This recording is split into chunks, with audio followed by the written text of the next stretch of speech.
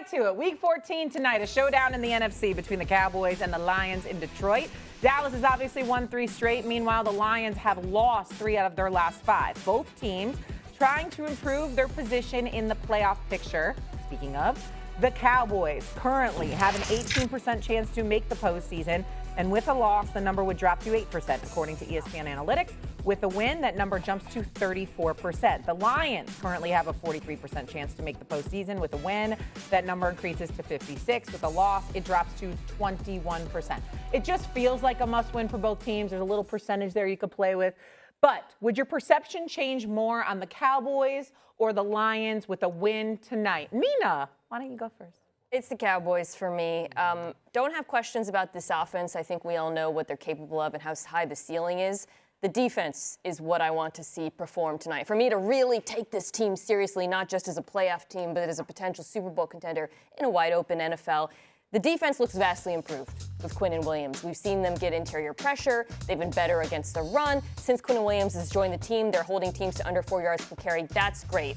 That was the Raiders, one of the worst run games in football. The Eagles, who I think we now agree is one of the worst offenses in football and can't really run the ball consistently. And then Kansas City actually moved the ball on them and ran the ball well in that. So I want to see, you're going up against Jahmyr Gibbs, Detroit Lions. They've got some injuries on offense, fine. If they can stop this Lions offense the way they have over the last few weeks, yeah, as Dan puts on his tie, then I'm a believer. But for me, the jury's still a little bit out on this defense because I do worry about the secondary. Pass rush looks good. Run defense looks good. Let's see it tonight. RC, let him finish. Go ahead. You go next. It's so distracting. Also, too, though, why is the tail part of the tie so long when you do it? I think he's nervous. You need to get like a – you a Boy Scout? When you I was Eagle Scout. Ah, that's why you can't really tie a tie well. You don't tie it for fashion. You tie it for function. Makes total sense. Makes total sense. Yeah. So Lions or Cowboys? So for me, it's the Cowboys because if the Cowboys win tonight, it takes everything from speculation to a reality. Yeah. It's exactly what Mina said. We look at this offense and we know what their ceiling is, and defensively you've improved, but we're thinking about the last 2 teams you've played, and the Kansas City Chiefs and the Philadelphia Eagles aren't the 2 teams that played in the Super Bowl last year. When you have the offense that the Dallas Cowboys have, you expect to be able to put up points on them, and also defensively you can find ways to stop them enough to win. If you go and beat Detroit tonight, if you can stop Jahmyr Gibbs and David Montgomery in the run game, if you find a way to go win, you look at the back half of this schedule, and it says that the Dallas Cowboys not only can be a playoff team, but the Dallas Cowboys have a unique opportunity to come back and win the NFC East. And if they do that in a wide-open NFC where we just watched the Los Angeles Rams lose to the Carolina Panthers, this is a team that can make a run. Maybe they do the Stephen A thing, right? Maybe they build us up and they on a 2-floor building and they jump off and they fall off the building and it's the cliff and not the curb. But this gives them an opportunity to be true contenders if they win tonight. And if the Lions win, you know what we'll say? We'll say the Cowboys were fool's gold and the Lions beat a team that they should have beaten. All right, it's the Cowboys, but I want to get at you about something. Because I was watching the other day, I think it was yesterday or the day before, and you made the comment. Kwaku, can you play this comment? Because this is an embarrassing moment for you. Play it, Kwaku. And you call it. I reserve the right to change my mind. If the Cowboys win Thursday and the Eagles lose Monday night, I'll be there with you. Monday Night Football, Monday Night Countdown. I'll be there in L.A. If the Eagles lose Monday night and the Cowboys win Thursday, all bets are off. Well, that's an easy one. I'd say the same thing. But no. Crying out loud. The first thing I said was I don't think it's going to happen. I said the Eagles. I got the Eagles holding on to win the division because I think that Dallas pretty much has to run the table in order to win the division, and I'm not sure that they're going to do that. Just so you guys know, Stephen A. reserves the right to pick the division winner after all the games are played. Whoever is going to win more games, he's going to pick that team. If this team loses this week and this team wins this week, maybe I'll change my. Of course. Then we have more information and less games to be played. Well, let me say this. How many games are the Eagles ahead of the Dallas Cowboys right now in the division? 2? 2 games, right? So if the Eagles lose Monday, let me finish. If the Eagles lose Monday night and the Cowboys win tonight, right? The Eagles would still be a game ahead. I'm saying even a game ahead, I'm still picking the Cowboys to win the division if the Cowboys win tonight and the bravery. Eagles lose. So again, the point that I'm trying to make going to you, out on there a are limb still here, games one to play. game up. So your actual point is not accurate. So you called up for the sound, trying to embarrass. Admittedly, that you thought it was going to be an embarrassing moment for me, and it is not. It is. It is not. She just It is did not. it. You So, understand? Let me tell you are something. really Let me tell you stepping something out on a limb there, Let me tell you Stephen A. something right now. Well, you can call it stepping out on a limb as well too. If you are right about that, Dan, you know what I will do? I will never use the F word again unless I say fudge. In life? I'm talking about, as long as I haven't seen live. I don't Yeah, know you if I can't, can you pull it can't, up. you can't use it on the show anyway. What I'm just saying, he says fudge. You know what I'm saying? He says fudge all the time. Yeah. I'll start using it. Honestly, though, because you know how corny that is. Dan is actually correct. He's not correct, RC. You are changing. What? You are changing. Hey, Dan. You're less like. Hey, Dan. What's happening at 11 o'clock today? I was looking at the rundown, and all of a The sudden. show goes from a 5-person show. Yeah, at 11 o'clock the show changes. Yeah, 4-person show. You remember like it was a dude, he used to take tough stances, right? He would say things that other people wouldn't say. He wouldn't wait for the rest of the information. Right. He'd give you the information the plane off. before the information was given to you. Are you going to take this? And now They're bullying now, you. and now They it's are like- bullying you it's right like- now. Yeah, it's This is your show. Now it's like it's juggling. Fight back. It's now 6'7". It's 6'7". No, he What doesn't. you He doing? just wants to hug. Maybe I'll agree. Like- I don't want people to make fun of me in my social mentions because I was wrong on a pick. So All right, we're, I'm gonna go talk about my feelings at 11 o'clock. My feelings? I'm gonna say- Actually, I'll be talking about some other issues. You know what I'm saying?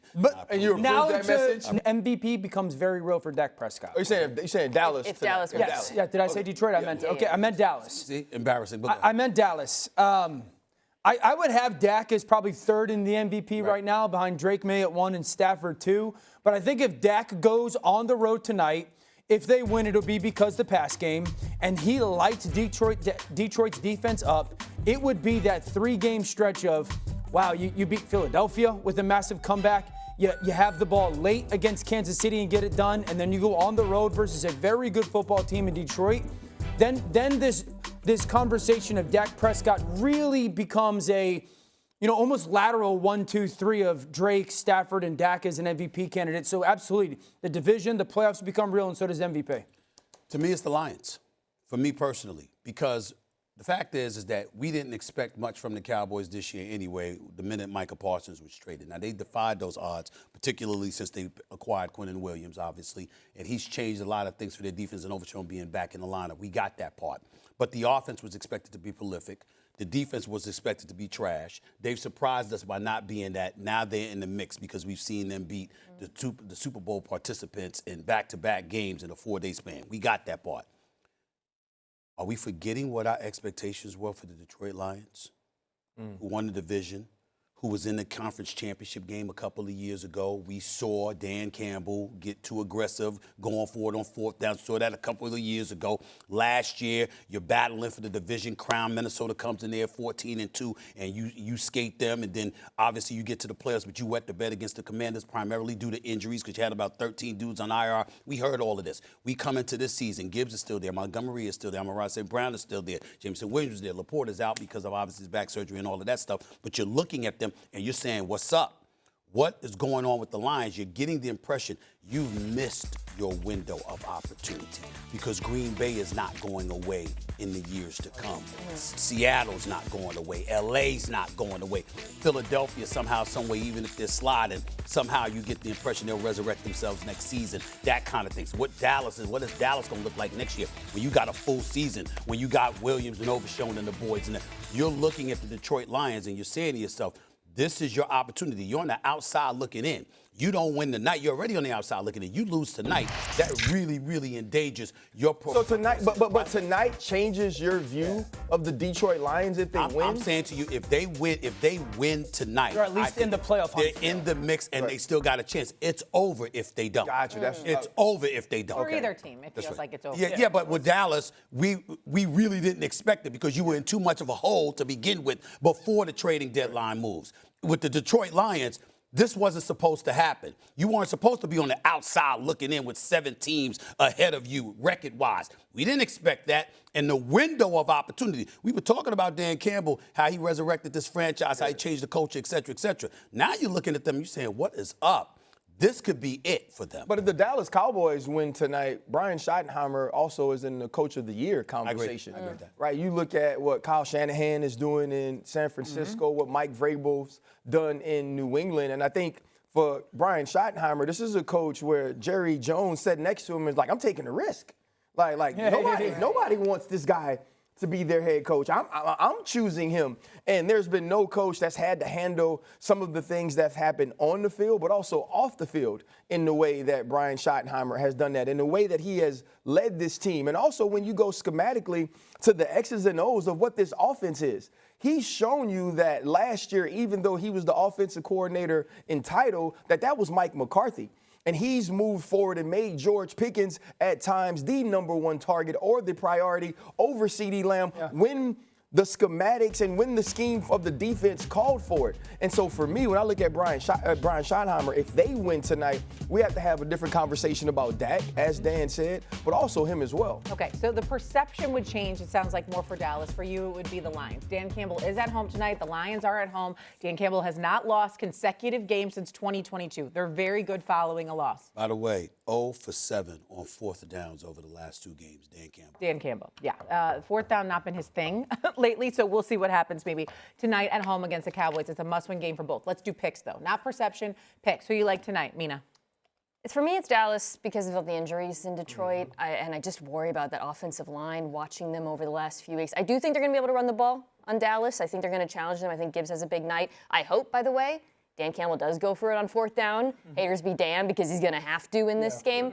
I just think those injuries on offense, plus what we've seen from this Dallas offense, is just too much to overcome. Yeah, I also think it's Dallas as well for obviously many of the reasons that Mina mentioned. But when you watch this team defensively, Kelvin Shepard's Detroit Lions, to me, it's slightly too predictable. You know exactly what you're going to get. And you can watch Matt LaFleur last week and him understanding whether it's 4th down, 3rd down, the exact formation to get into, the motions that will indicate what he's seeing. And I expect Brian Schottenheimer to take advantage of that. And on the back end, they just don't match up well with the wide receiver core of the Dallas Cowboys. And I think Quinnen Williams and that improved interior rush of the Dallas Cowboys is going to affect Jared Goff in the middle. I like Dallas as well. You can't cover George and CeeDee one-on-one. George is the best one-on-one receiver in the NFL right now. I think the likelihood or the best way that Detroit does win is Gibbs becomes CMC.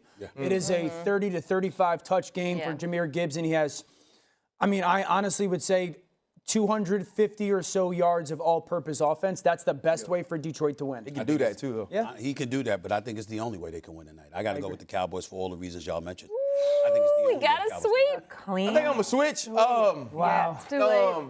Good thing is they don't put the banner up on this show. First take. So there's no graphic. Hey, Shout out to the First Take producers for that. Yeah, right? Maybe I'll go Contrarian and I'll go Lions here. And I like like we this get killed over it. If the Cowboys do win tonight, it would be their 3rd consecutive win in 11 days, 4th overall, 4th consecutive win, obviously with the bye week in between.